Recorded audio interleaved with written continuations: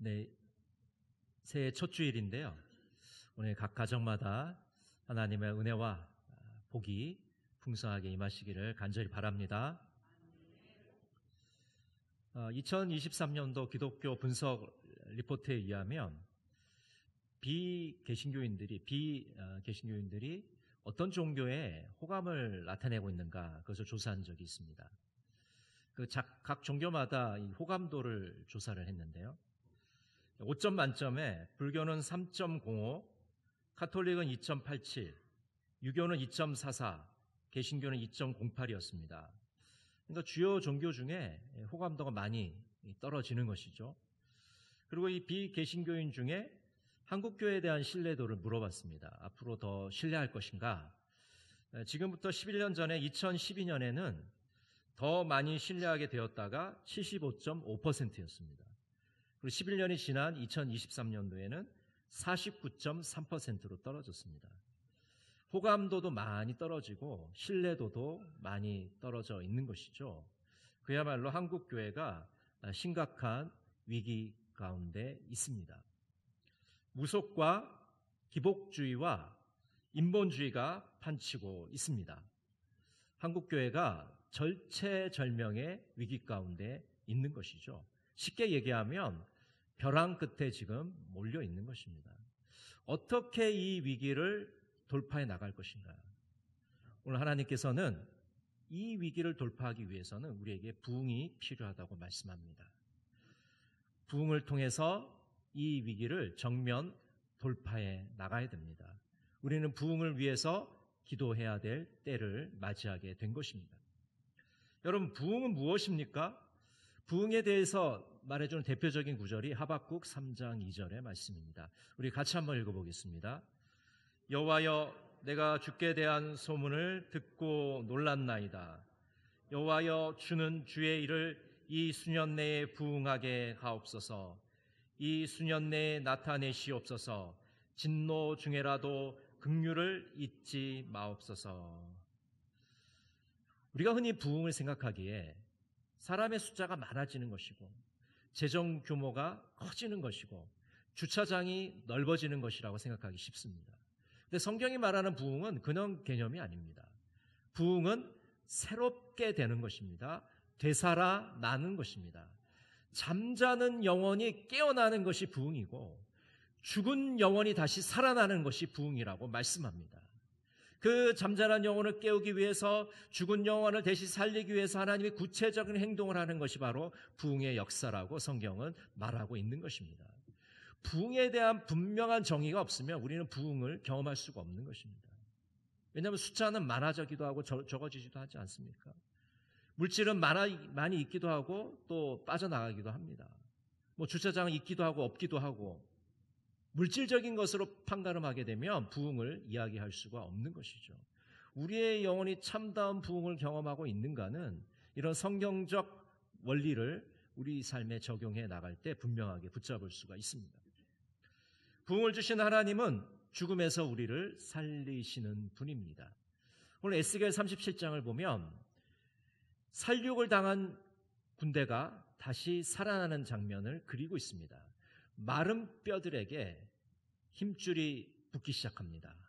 그리고 그 위에 살이 붙기 시작합니다. 피부가 덮이게 됩니다. 죽었던 자들이 하나님의 생기를 통해서 다시 거룩한 군대가 되는 것을 우리가 보게 되는 것이죠. 이처럼 하나님의 영이 임하면 살아나는 역사가 나타나게 됩니다. 에스겔 37장을 통해서 우리가 알 수 있는 것은 하나님의 영이 임재하면 살아난다는 것을 우리가 분명히 목격하게 되는 것이죠. 죽음에서 살리신 하나님은 새 생명을 우리에게 주십니다. 에스겔 37장 14절을 우리 같이 한번 읽어보겠습니다. 내가 또 내 영을 너희 속에 두어 너희가 살아나게 하고 내가 또 너희를 너희 고국 땅에 두리니 나 여호와가 이 일을 말하고 이룬 줄을 너희가 알리라. 여호와의 말씀이니라. 하나님의 영이 임하면 살아납니다. 새로운 생명을 얻습니다. 새롭게 태어납니다. 새롭게 변화됩니다. 하나님이 주시는 그 자유와 해방을 경험하게 되는 것입니다. 죽음에서 살리신 하나님은 우리를 부활의 영광에 참여하게 하십니다. 요한복음 11장 25절 26절은 이렇게 말씀합니다. 예수께서 이르시되 나는 부활이요 생명이니 나를 믿는 자는 죽어도 살겠고 무릇 살아서 나를 믿는 자는 영원히 죽지 아니하리니 이것을 내가 믿느냐. 예수님께서 부활하셨습니다. 예수님께서 부활하셨다는 것은 무엇을 우리에게 의미합니까? 예수님을 따르는 자들도 부활할 것임을 우리에게 보여주십니다. 우리들도 부활의 영광에 참여할 것을 보여주시는 것입니다. 하나님께서 우리에게 부활의 영광에 참여할 수 있는 특권을 우리에게 주시는 것이죠. 죽음에서 살리신 하나님은 새로운 백성들을 부르고 계십니다. 여러분, 이제 예수 믿는 우리들은 하나님의 새로운 백성들입니다. 새로운 이스라엘입니다. 하나님과 새로운 관계 속으로 들어갑니다. 친밀한 관계를 맺으며 살아가는 존재들입니다. 요엘 2장 28절 29절은 이렇게 말씀합니다. 그 후에 내가 내 영을 만민에게 부어주리니 너희 자녀들이 장래일을 말할 것이며 너희 늙은이는 꿈을 꾸며 너희 젊은이는 이상을 볼 것이며 그때 내가 또 내 영을 남종과 여종에게 부어줄 것이며. 하나님의 새로운 백성은 하나님의 영에 사로잡힙니다. 성령의 지배를 받습니다. 그래서 꿈을 꾸고 이상을 보고 환상을 보게 되는 것입니다. 예언을 말하게 됩니다. 이처럼 부흥을 주시는 하나님은 죽음에서 우리를 살려내시는 분이십니다. 마르고 죽어있는 뼈들을 다시 살리신 그 하나님께서 다시 소생케 하시는 겁니다. 죽어가는 한국교회를 살릴 수 있는 분이 바로 하나님이시라는 것을 우리에게 말씀해 주고 있습니다. 하나님은 다시 우리를 살리십니다. 우리는 하나님의 그 회복과 치유와 구원을 위해서 기도해야 하는 것입니다. 부흥을 주시는 하나님은 하나님의 나라를 확장해 나가십니다. 사도행전 8장 1절에 보면 이렇게 말씀합니다. 사울은 그가 죽임당함을 마땅히 여기더라. 그날에 예루살렘에 있는 교회에 큰 박해가 있어 사도 외에는 다 유대와 사마리아 모든 땅으로 흩어지니라. 스데반 집사님이 순교를 당한 이후에 예루살렘 교회는 박해를 당합니다. 그래서 예루살렘 교회 성도들이 뿔뿔이 다 흩어집니다. 사마리아로 흩어지고 이방 땅으로 흩어지게 됩니다. 그들은 박해를 받아서 흩어졌지만 위축되지 않았습니다. 숨어 지내지 않았습니다. 담대하게 복음을 전했습니다. 가는 곳마다 교회를 세워나갔습니다. 비록 박해를 받았지만 하나님의 교회가 세워지고 하나님의 나라가 확장되는 것을 보게 됩니다. 교회가 평안해진 이유는 교회의 가장 큰 대적자인 사울이 사라졌기 때문입니다. 예수 그리스도를 믿는 사람들을 박해하던 바울이 예수님을 전하는 자로 바뀌었기 때문입니다. 그래서 교회는 평안해지고 부흥을 경험하게 된 것입니다. 여러분, 2025년 우리는 어떻게 부흥을 경험할 수 있을까요? 인간의 처세술, 마케팅 전략, 꼼수, 이런 것은 통하지 않습니다. 하나님의 부흥은 성경적인 원리를 통해서 하는 것이 바로 하나님의 부흥입니다. 성경적인 원리, 성경의 말씀에 근거하지 않는 부흥은 겉으로는 부흥처럼 보이지만 그것은 곧 이내 사라지고 마는 것입니다. 사도행전을 통해서 하나님께서는 우리에게 부흥의 원리 4가지를 보여주고 계십니다. 그럼 보시면 새해 현수막에도 그 부흥의 4가지 원리가 기록되어 있습니다. 그래서 첫 번째 원리는 예배와 교제로 부흥하는 교회입니다. 사도행전 2장 43절부터 47절은 이렇게 되어 있습니다. 사람마다 두려워하는데 사도들로 말미암아 기사와 표적이 많이 나타나니 믿는 사람이 다 함께 있어 모든 물건을 서로 통용하고 또 재산과 소유를 팔아 각 사람의 필요를 따라 나눠주며 날마다 마음을 같이하여 성전에 모이기를 힘쓰고 집에서 떡을 떼며 기쁨과 순전한 마음으로 음식을 먹고 하나님을 찬미하며 또 온 백성에게 칭송을 받으니 주께서 구원받는 사람을 날마다 더하게 하시니라. 초대교회는 우리 현대교회의 모델이 됩니다. 초대교회는 어떻게 부흥을 경험했습니까? 초대교회 교인들은 예배에 힘쓰므로 하나님의 부흥을 경험하게 됩니다. 초대교회 교인들은 예배에 목숨을 걸었습니다. 예배에 집중했습니다. 신앙 고백과 찬양과 기도와 말씀과 예물에 집중했습니다. 그 예배를 통해서 그들은 하나님의 은혜를 체험하고 부흥을 경험했던 것입니다. 여러분, 올 한 해 첫 주일 예배를 드리시면서 초대교회 교인들처럼 예배에 목숨을 걸겠다, 예배에 집중하겠다고 결단하시기를 바랍니다. 올 한 해 예배를 통해서 하나님의 부흥을 경험하시는 복된 한 해가 되시기를 바랍니다. 초대교회 교인들은 교제에 힘쓰는 교인들이었습니다. 그들은 하나님과의 교제에 힘썼습니다. 사람과의 교제에 힘썼습니다. 여러분, 올 한 해 우리가 교제에 힘쓰는 교회가 되기 위해서는 구역 모임에 적극적으로 참여하시기 바랍니다. 구역 모임에 참여하셔서 말씀을 서로 나누시고 서로를 위해서 뜨겁게 기도해 주시기를 바랍니다. 서로 칭찬하시고 서로 격려하시고 서로의 문제를 위해서 기도해 주시기를 바랍니다. 서로 식사도 같이 하시고 차도 같이 드시고 운동도 같이 하시고 취미생활도 같이 해보십시오. 그 성도들 간의 교제를 통해서 하나님께서 부어주시는 그 부흥의 역사를 체험하시는 복된 한 해가 되시기를 바랍니다. 두 번째 부흥의 원리는 성령의 권능으로 부흥하는 교회입니다. 사도행전 5장 12절 13절은 이렇게 말씀합니다. 사도들의 손을 통하여 민간의 표적과 기사가 많이 일어나매 믿는 사람이 다 마음을 같이하여 솔로몬 행각에 모이고 그 나머지는 감히 그들과 상종하는 사람이 없으니 백성이 칭송하더라.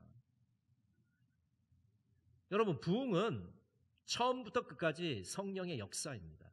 성령의 역사 없이 부흥을 경험할 수 없습니다. 성령의 권능만이 우리를 부흥의 길로 인도하시는 겁니다. 초대교인들이 부흥을 경험했을 때 그들 교회 안에 표적과 기사가 나타나게 됩니다. 여러분, 표적과 기사가 초대교인들의 전유물입니까? 그때만 그런 역사가 나타났습니까? 오늘날엔 전혀 일어나지 않습니까? 아닙니다. 우리가 하나님의 부흥을 경험하게 되면 표적과 기사가 우리 안에 나타나게 되는 겁니다. 여러분, 성령의 권능을 의지하시기 바랍니다. 하나님의 역사를 기대하시기 바랍니다. 그럼 우리 안에도 이런 놀라운 역사를 경험할 수 있는 부흥의 역사가 나타날 줄로 믿습니다. 세 번째 부흥의 원리는 굳센 믿음으로 부흥하는 교회입니다. 사도행전 16장 1절부터 5절을 보면 이렇게 말씀합니다. 바울이 더베와 루스드라에도 이르매 거기 디모데라 하는 제자가 있으니 그 어머니는 믿는 유대 여자요 아버지는 헬라인이라. 디모데는 루스드라와 이고니온에 있는 형제들에게 칭찬받는 자니 바울이 그를 데리고 떠나고자 할세 그 지역에 있는 유대인으로 말미암아 그를 데려다가 할례를 행하니 인 그 사람이 그의 아버지는 헬라인인 줄 다 알미러라. 여러 성으로 다녀갈 때에 예루살렘에 있는 사도와 장로들이 작정한 규례를 그들에게 주어 지키게 하니 이에 여러 교회가 믿음이 더 굳건해지고 수가 날마다 늘어가니라. 여러분, 교회 공동체의 근간은 믿음입니다. 믿음이 없는 교회 공동체는 시체와 다름없습니다. 살아있는 믿음, 굳센 믿음이 바로 부흥의 길로 우리를 안내하는 것입니다. 사도 바울이 디모데를 데리고 그 부흥의 역사를 체험했듯이 우리들도 굳센 믿음을 통해서 올 한 해 하나님께서 주시는 그 부흥을 경험하시기를 간절히 바랍니다. 네 번째는 말씀의 능력으로 부흥하는 교회입니다. 사도행전 19장 17절부터 20절 말씀 우리 천천히 한번 같이 읽어볼까요? 에베소에 사는 유대인과 헬라인들이 다 이 일을 알고 두려워하며 주 예수의 이름을 높이고 믿은 사람들이 많이 와서 자복하여 행한 일을 알리며 또 마술을 행하던 많은 사람이 그 책을 모아 가지고 와서 모든 사람 앞에서 불사르니 그 책값을 계산한즉 은 5만이나 되더라. 이와 같이 주의 말씀이 힘이 있어 흥왕하여 세력을 얻으니라. 성령, 부흥의 역사, 이 성령의 역사는 말씀을 통해서 우리에게 이루어집니다. 에베소에서 일어난 일들을 한번 보십시오. 마술사들이 그동안 자신들이 업으로 삼아왔던 그 마술책을 모아서 불태우는 장면입니다. 그럼 우리가 생각하기에 뭐 책 그거 태우는 게 뭐 대수인가 이렇게 생각하겠지만 이 책은요 어마어마한 책입니다. 이 마술책만 있으면요 뭐 생계는 물론이고 그들이 앞으로 평생 늙어 죽을 때까지 그 모든 것이 보장되는 것입니다. 오늘날에도 그런 일들이 많잖아요. 번화가에 큰 대도시의 번화가에 이런 관상이나 점을 봐주고 큰 돈을 버는 사람들이 오늘날에도 있습니다. 마술책을 태운다는 것은 이제 더 이상 그런 거짓된 것을 믿고 의지하고 그런 것으로 삶을 살아가지 않고 이제 생명의 구주이신 진리의 말씀이신 예수 그리스도만을 의지하겠다는 그런 결단입니다. 부흥은 하나님의 말씀을 믿고 하나님의 말씀을 의지할 때 우리에게 찾아오는 것입니다. 말씀의 권능을 체험할 때 그것에 부흥의 역사가 나타나게 됩니다. 여러분, 우리 그리스도인의 삶은요, 이 묵상과 실천이라고 요약할 수가 있습니다. 하나님의 말씀을 깊이 묵상하고 그것을 우리 삶 속에 적용해 나갈 때 우리는 비로소 말씀의 능력을 체험하게 됩니다. 그 하나님의 말씀이 내 생각을 변화시키고 내 언어를 변화시키고 내 행동을 변화시키는 그것을 경험하게 되는 것이죠. 여러분, 우리가 신앙생활을 하는데 우리 안에 왜 변화가 안 나타납니까? 말씀의 권능을, 성령의 역사를 체험하지 못했기 때문입니다. 말씀의 권능이 우리에게 임하시면요, 우리는 삶의 변화를 경험하게 되는 것입니다. 그래서 수많은 그리스도인들이 하나님의 말씀을 통해서 은혜를 받고 그 말씀을 삶 속에서 살아내려고 몸부림치고 노력하고 애썼을 때 그 삶에서 말씀의 권능을 통해서 삶이 변화되는 그런 간증들을 해오고 있는 것입니다. 여러분, 그저 성경책에서만, 아니 다른 교회의 삶에서만 이런 말씀의 간증을 들으시길 원하십니까? 그저 뭐 영상에서만 그런 걸 듣길 원하십니까? 내 삶이 그런 거 체험해야 되지 않겠습니까? 우리 공동체가 그런 체험이 있어야 되지 않겠습니까? 말씀의 권능을 통해서 우리가 변화되는 체험을 하기를 원합니다. 내가 변화되는 체험, 우리 구역이 변화되는 체험, 우리 교회가 변화되는 체험, 그 말씀의 권능을 통해서 부흥의 역사를 경험하시는 여러분 모두가 되시기를 간절히 바랍니다. 다시 한번 말씀드리지만 이 부흥이라는 것은 강력한 성령의 역사입니다. 1907년에 평양에 대부흥의 역사가 일어났습니다. 우리가 흔히 평양 대부흥이라고 부르는 것들이죠. 평양 장대현 교회에서 4교회가 연합하여 부흥 집회를 열었습니다. 그때 명칭은 사경회라는 그런 명칭이었죠. 선교사와 교회의 지도자들이 그 대중 앞에서 공적으로 회개를 하였습니다. 선교사들이 회개를 하고 교회의 지도자들이 그 회중들 앞에서 회개를 하였습니다. 그러자 동시다발적으로 많은 교인들이 자신의 죄를 하나님 앞에 내려놓고 통해 자복하고 울며 통곡하는 그런 역사들이 일어나게 됩니다. 그런 놀라운 열기가 평양 전체를 휩쓸게 되고 부흥의 역사가 폭발적으로 나타나게 되죠. 그리고 그 부흥을 경험한 목회자들이 지방을 다니면서 부흥회를 하면서 전국적으로 이 부흥의 불길이 퍼져가게 됩니다. 그런데 이 평양 대부흥은요, 한 명의 선교사로부터 시작이 됩니다. 원산에서 사역하던 하디 선교사라는 선교사가 있었습니다. 근데 이 선교사는요, 여러 해 동안 전도하고 많이 애를 썼는데도 한 명도 구원하지 못했어요. 세례도 주지도 못하고 교인들도 한 명도 만들지 못했습니다.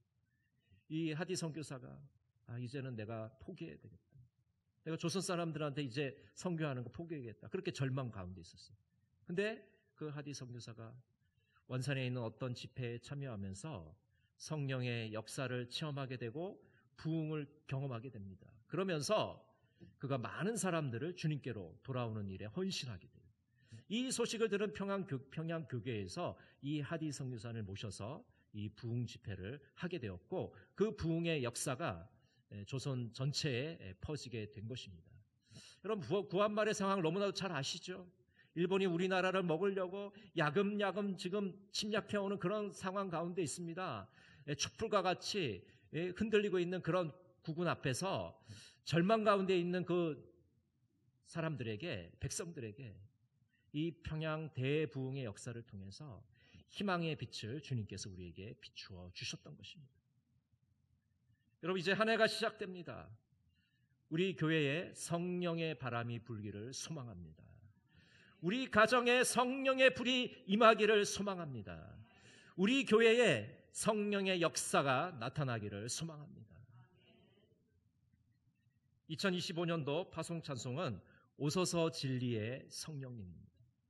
오소서 진리의 성령님, 이 땅 흔들며 임하소서. 거짓과 탐욕, 죄악에 무너진 우리 가슴 정케 하소서. 오소서 은혜의 성령님, 하늘 가르고 임하소서. 거룩한 불꽃 하늘로서 임하사 타오르게 하소서. 주 영광 위에 부흥의 불길 타오르게 하소서. 진리의 말씀 이 땅 새롭게 하소서. 은혜의 강물 흐르게 하소서. 성령의 바람 이 땅 가득 불어와 흰옷 입은 주의 순결한 백성, 주의 영광 위에 이제 일어나 열방을 치유하며 행진하는 영광의 그날을 주소서. 여러분 부흥을 위해서 기도하시기 바랍니다. 마틴 로이드 존슨이 이렇게 말합니다. 여러분은 기도, 온 교회의 기도가 절실히 필요하다는 사실을 알고 있습니까? 교인 한 사람 한 사람이 서로의 집에서 모이거나 친구들끼리 무리를 지어 모이거나 교회에 모이거나 어디든 원하는 곳에 모여서 부흥을 위해 기도하기 전까지는 100년 전과 200년 전을 포함한 모든 부흥과 각성의 때에 그랬던 것처럼 지금도 하나님의 능력이 터져나오기를 절박하게 집중해서 구하기 전까지는 어디에서도 희망을 찾을 수 없습니다. 그렇게 기도하기 전까지 희망이란 없습니다. 그러나 우리가 기도하는 순간 희망이 생겨납니다. 여러분, 우리가 부흥을 위해서 기도할 때 거기에서 희망이 생기는 것입니다. 한국교회의 희망이 거기에 달려 있는 것입니다. 올해 우리는 부흥을 위해서 불시 기도를 하려고 합니다. 각 개인이 기도의 자리에서 부흥을 위해서 기도하는 겁니다. 부흥의 불길을 위해서 불씨를 모으는 겁니다. 개인의 기도가 불씨가 되어서 모여져서 우리 교회가 부흥의 역사를 체험하기를 간절히 원합니다. 여러분 성령님을 갈망하시기를 바랍니다. 성령님의 음성을 들으시기를 바랍니다. 성령님을 의지하시기를 바랍니다. 위기 가운데 있는 한국교회, 이 절망에서, 이 위기에서 우리는 어떻게 탈출할 수 있습니까? 성령의 권능으로, 성령의 역사를 통해서 부흥을 경험하시는 복된 한 해 되시기를 간절히 바랍니다. 기도하겠습니다. 부흥을 주시는 하나님, 한국교회가 위기 가운데 있습니다. 다시 새로워지게 하여 주시옵소서. 다시 살아나게 하여 주시옵소서. 성령의 역사로 다시 부흥을 경험하는 자들이 되게 하여 주시옵소서. 예수님의 이름으로 기도드립니다. 아멘.